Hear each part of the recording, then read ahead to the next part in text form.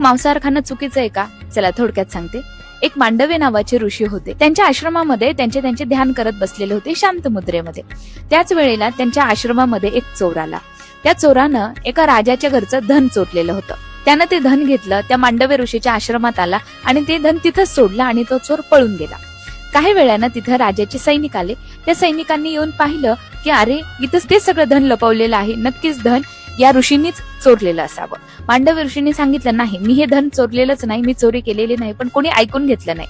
आणि त्यावेळेला सुळावर देण्याची एक प्रथा होती. ज्यावेळी मांडव्य ऋषींना सुळावरती नेलं, त्यांचं तप एवढं होतं की त्याचा त्रास बिलकुलच त्यांना झाला नाही, परंतु प्राण मात्र जायला लागले. त्यावेळी मृत्यू आनंदानं मांडव्य ऋषींना पत्कारला आणि ते यमलोकी गेले. यमराजाला विचारलं, सांग माझी चूक काय?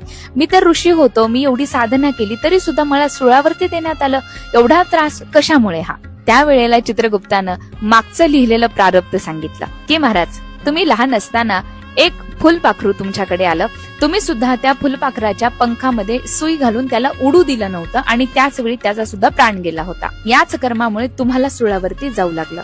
पहा, कर्म कधी रस्ता चुकत नाही. जसे कर्म आपण करू तसं फळ आपल्याला भेटल्याशिवाय राहत नसतं. एखाद्याला मारून खाऊन जेवढं सुख आपण घेण्याचा प्रयत्न करतो, हे नक्कीच आपल्या कर्मामध्ये कुठेतरी पाप म्हणून सामावलं जाते. हे आपण कधी विसरू नये.